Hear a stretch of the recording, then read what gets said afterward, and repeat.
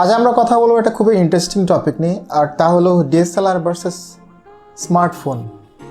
আমরা এখন অনেকে মনে করি এখনকার স্মার্টফোনগুলো ডিএসএলআর মতো কিংবা ডিএসএলআর থেকে বেটার, বাট আসলে কি তাই? এই ভিডিওতে বেসিক্যালি আমরা হেড টু হেড কম্পেয়ার করব স্মার্টফোনের সাথে ডিএসএলআর ক্যামেরার। তাহলে আমরা ইজিলি বুঝতে পারবো কোনটা বেটার অথবা কোনটা বেটার সার্ভিস দিবে।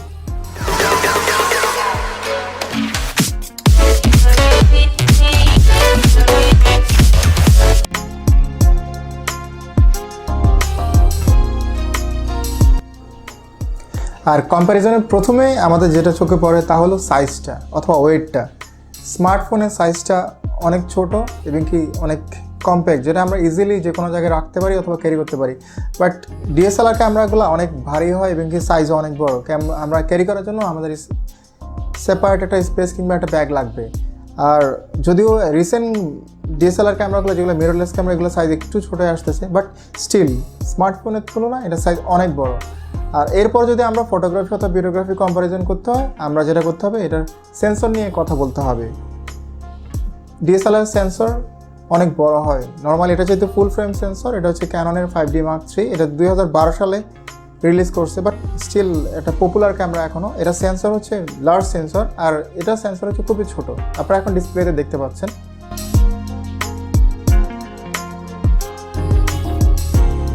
আর এটা যেহেতু ফুল ফ্রেম ক্যামেরা, এটার সেন্সর সাইজ মানে ডেফিনেটলি অনেক বড় হয়। ইভেন ক্রপ সেন্সর ক্যামেরাতে গেলেও কিন্তু তা স্মার্টফোন থেকে অনেক বড়। বাট এখানে যেহেতু এটা সেন্সর অনেক বড় এবং কি ক্রপ সেন্সরও অনেক বড়, এখানে বেশ কিছু অ্যাডভান্টেজ আছে। এটা প্রথম অ্যাডভান্টেজ, এটা সেন্সর যেহেতু বড়, এটা লাইট নেওয়ার অ্যাবিলিটিটা একটু বেশি থাকবে। এটার ডিটেল আমরা অনেক বেশি পাবো ছবিতে, এবং কি এটা লো লাইট পারফরমেন্স অনেক বেটার হবে। আর এরপরও আমরা যেটা নিয়ে কথা বলতে তা হলো লেন্স। এই বডিগুলোতে অথবা এই ডিএসএলআর ক্যামেরাগুলোতে আমরা চাইলে যে কোনো ধরনের লেন্স ইউজ করতে পারি। এটা হতে পারে প্রাইম লেন্স, ওয়াইড লেন্স এবং কি জুম লেন্স। বাট মোবাইল ফোনে ফিক্সড লেন্স, এটা আপনি চেঞ্জ করতে পারবেন না। বাট মাঝে মাঝে আমরা যেটা দেখি এক্সট্রা অথবা কনভার্টার দিয়ে কিছু লেন্স ইউজ করা যায়, বাট ওগুলোর রেজাল্ট কিন্তু অনেক ভালো হয় না। বাট ক্যামেরার ক্ষেত্রে কিন্তু আমরা এনি টাইম যে কোনো ধরনের লেন্স ইউজ করতে, স্পেশালি আমি যখন লং রেঞ্জের ছবিগুলোর জন্য যাব অথবা বার্ডিং অথবা স্পোর্টস ফটোগ্রাফিতে যাব, তখন কিন্তু আমরা ইজিলি এই ডিএসএলআর দিয়ে করতে পারবো এই কাজগুলো। বাট স্মার্টফোন দিয়ে আমরা এই কাজগুলো করতে পারবো না। সো এখানে অনেকগুলো লিমিটেশন আছে স্মার্টফোনের, আমরা তাহলে ব্যাপারটা ইজিলি বুঝতে পারি। আর এরপর আমরা কথা বলবো হচ্ছে ভিউ পয়েন্টে নিয়ে, যেটা খুবই এটা ইম্পর্টেন্ট ফিচার ফটোগ্রাফির জন্য। আপনার যখন ডিএসএলআর দেখবেন, ম্যাক্সিমাম ডিএসএলআর অথবা 99% ডিএসএলআর ভিউ পয়েন্টটা আমরা দেখতে পাই, যেটা ফটোগ্রাফির জন্য খুবই ইম্পর্টেন্ট। বাট স্মার্টফোনে ভিউ পয়েন্টারের কোনো অপশন নাই, যেহেতু এটা অনেক কম্প্যাক্ট।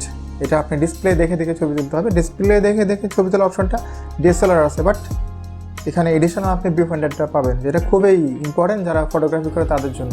আর এরপর যেটা হচ্ছে এক্সপোজার ম্যানুয়াল এক্সপোজার করার জন্য আমাদের যে ফিচারগুলো লাগবে, আইএসও, অ্যাপারচার, শাটার স্পিড, এই তিনটা কিন্তু এখানে আপনি নিজের ইচ্ছা মতো অল টাইম সেট করতে পারবেন, যার কারণে আপনার কন্ট্রোলটা অনেক বেশি থাকবে আপনার ফটোগ্রাফি অথবা ভিডিওগ্রাফির জন্য। বাট 99% স্মার্টফোনে কিন্তু আপনি অ্যাপারচারটা পাবেন না, শুধু আইএসও আর শাটার স্পিডটা আপনার কন্ট্রোলে পাবেন। সো এই ক্ষেত্রে কিন্তু আমরা চাইলে আমাদের ইচ্ছা মতো সব কিছু করতে পারি না স্মার্টফোনে, যেটা আমরা ডিএসএলআর ক্যামেরাতে করতে পারি। সো এই ব্যাপারটা যদি আমরা কনসিডার করি ম্যানুয়াল এক্সপোজারটা, তাহলে কিন্তু আমাদের ডিএসএলআরটা এগিয়ে থাকবে।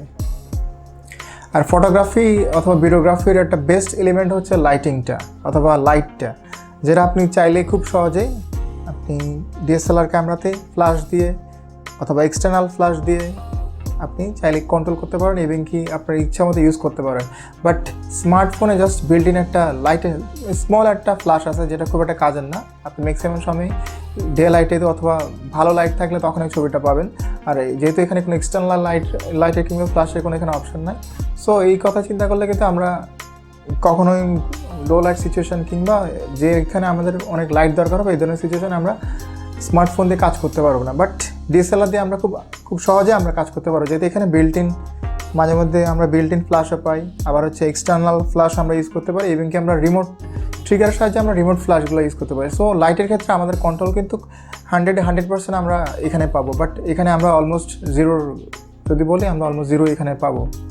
সো আমাদের যেহেতু এখানে স্মার্টফোনে এক্সটার্নাল কোনো লাইটের অপশান নাই, অথবা যে ফ্ল্যাশ লাইটটা আছে এটা খুবই ছোট আকারের কিংবা খুব বেশি লাইট আমাদেরকে দিবে না, আমরা এখন এখানে লো লাইটে আমরা কী করবো, লো লাইটে আমাদের এখানে একমাত্র সাপোর্টিং রোল প্লে করবে হচ্ছে আইএসও। সো আমরা স্মার্টফোনের আইএসও পারফরমেন্সটা কেমন করবে, আমরা প্রথমে বললাম স্মার্টফোনের সেন্সরটা খুবই ছোটো আর ডিএসএলআরের সেন্সরটা অনেক বড়। সেন্সরের কারণে কিন্তু আইএসওর পারফরমেন্সটা আমরা ডিপেন্ড করে কিংবা ডিরেক্ট ছবিতে আসে। সেন্সর যদি আপনার বড় হয় আইএসও পারফরমেন্সও ভালো হবে, আর সেন্সর যদি ছোট হয় আইএসও পারফরমেন্সও অনেক খারাপ কিংবা পুয়ার হবে। সো আমরা লো লাইট সিচুয়েশনে কিন্তু ডিএসএলআর আপনাকে ভালো কাভার দিবে, স্মার্টফোন অতটা ভালো কাভার দিবে না। সো আমরা যদি এক্সটার্নাল লাইট ইউজ নাও করি, দুইটা যদি সেম ধরনের পজিশন থাকে কিংবা সেম সিচুয়েশনে আমরা ছবি তুলি, শুধু আইএসও পারফরমেন্সের কারণে কিন্তু স্মার্টফোন ডিএসএলআরের তুলনায় খারাপ ছবি দেবে। আর এখন আমরা কথা বলা হচ্ছে ইমেজ স্টেবিলাইজার নিয়ে। ইমেজ স্টেবিলাইজার আমাদের কী কাজ করবে, আমরা যখন ছবি তুলবো যখন শেক করবে শেকটা কিন্তু মিনিমাইজ করবে। আর এটা মোস্ট অফ দ্যাট কেসেই আমাদের ক্যামেরার ভিতর লাইট এটা ইমেজ স্টেবিলাইজার থাকে অথবা থাকে না, বাট ডিএসএলআর ক্যামেরার ক্ষেত্রে কিন্তু এটা লেন্সে থাকে অথবা বডিতে অনেক সময় থাকে। এটা দ্রুত কিন্তু আমরা যখন লো লাইট সিচুয়েশনে ফটো তুলবো তখন কিন্তু আমরা খুব কম শাটার স্পিডে ছবি তুলতে পারবো, তাহলে কিন্তু আমাদের হাতটা শেক করলেও এটা কিন্তু মিনিমাইজ একটা স্ট্যান্ডার্ড ছবি আসবে, বাট যেটা আমাদের স্মার্টফোনের ক্ষেত্রে হবে না। সো এই ক্ষেত্রেও দেখা গেল আমাদের ডিএসএলআর ক্যামেরাগুলো এগিয়ে থাকলো।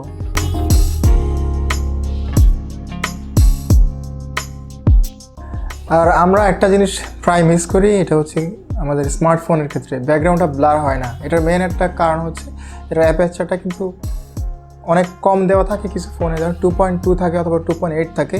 এই অ্যাপারচারে কিন্তু এটা ব্লার হওয়ার কথা, বাট এটা হয় না কেন? কারণ ম্যাক্সিমাম ক্ষেত্রে স্মার্টফোনে ওয়াইড লেন্সগুলো দেওয়া থাকে, যেগুলো ল্যান্ডস্কেপের জন্য সুইটেবল, এটা পোর্ট্রেটের জন্য সুইটেবল না। বাট সেম অ্যাপারচারে যদি আমাদের ডিএসএলআর আমরা ট্রাই করি, এটা একটা ব্লার একটা ব্যাকগ্রাউন্ড পাবো, সুন্দর একটা বোকা পাবো, যেটা পোর্ট্রেটের জন্য খুবই ভালো। সো যেহেতু এখানে অ্যাপ নাম্বারটা আমাদের হাতে কন্ট্রোল থাকে না ম্যাক্সিমাম ক্ষেত্রে, আর থাকলেও এটা যেহেতু ওয়াইড লেন্স থাকে, আমাদের 95% স্মার্টফোনে ওয়াইড লেন্সগুলো দেওয়া থাকে, যার কারণে আমরা ব্যাকগ্রাউন্ডটা ব্লার পাই না। একটা এখানে আর্টিফিশিয়াল একটা ব্যাকগ্রাউন্ড ব্লার হয়, যেটা সফটওয়্যার থ্রুতে করা হয়, যেটা রেজাল্ট খুব ভালো হয় না, কিংবা দেখে বোঝা যায় ফিনিশিংটা অর্থাৎ ফিনিশিং টাচটা ভালো হয়, যেটা ডিএসএলআর ক্ষেত্রে খুব ইজিলি এটা হয়ে যায়।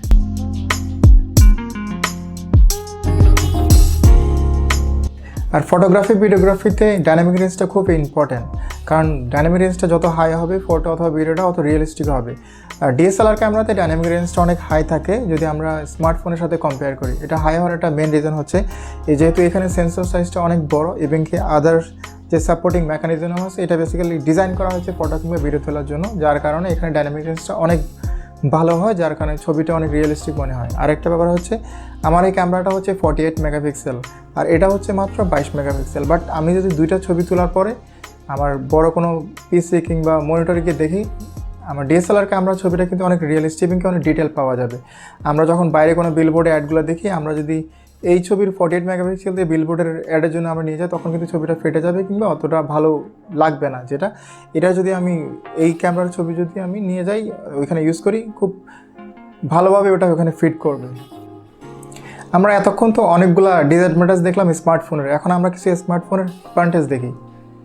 এটার যেহেতু অনেক লাইট, এটা ক্যারি করা কিন্তু অনেক ইজি। আর তার পাশাপাশি যেটা হয়, এটা যখন আমরা ছবি তুলবো সাথে সাথে কিন্তু আমরা শেয়ার করতে পারবো, আমরা সকল ধরনের সোশ্যাল মিডিয়াতে সাথে সাথে ছবিটা আমরা শেয়ার করতে পারবো। বাট ডিএসএলআর ছবিটা কিন্তু আমরা সাথে সাথে ছবি মানে কোনো শেয়ার করতে পারি না কিংবা ইউজ করতে পারি না। ম্যাক্সিমাম ক্ষেত্রে আমাদের এরপরে একটা স্টেপ ফলো করতে হয়, আমরা অনেক ম্যাক্সিমাম সময়টা এডিট করা দরকার হয়।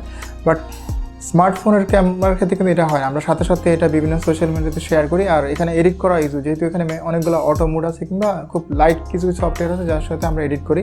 বাট ডিএসএলআর ক্ষেত্রে এটা কিন্তু অনেক টাইম কনজিউমিং। সো এই ক্ষেত্রে কিন্তু স্মার্টফোন এগিয়ে থাকবে। আর আমার কাছে স্মার্টফোনের সবচেয়ে বড় ফিচার মনে হয় এটা হচ্ছে ইউজার ফ্রেন্ডলি, এটা যে কেউ ইউজ করতে পারবে। একটা বাচ্চার হাতে তুলে দিলে কিন্তু বাচ্চারাও খুব ইজিলি এটা ইউজ করতে পারে। বাট ডিএসএলআর ক্যামেরাটা যদি আমি সবাই হাতে তুলে দিই সে কিন্তু রান করতে পারবে না, একটা নির্দিষ্ট টাইম স্পেন্ড করার পর এটার সাথে এরপর আস্তে আস্তে সে এটা ইউজ করতে পারবে। সো এটা চিন্তা করলে কিন্তু এই স্মার্টফোনটা কিন্তু সবার জন্য, মানে একটা ডিভাইস সবাই আমরা ইউজ করতে পারি, এটা হচ্ছে একটা বড় ফিচার। আর স্মার্টফোনের আরেকটা অ্যাডভান্টেজ আছে যেটা নর্মালি ম্যাক্সিমাম মানুষ আমরা ইউজ করি না, তা হলো আমরা চাইলে কিন্তু স্মার্টফোন দিয়ে আমরা ডিএসএলআর ক্যামেরাটা রান করতে পারি।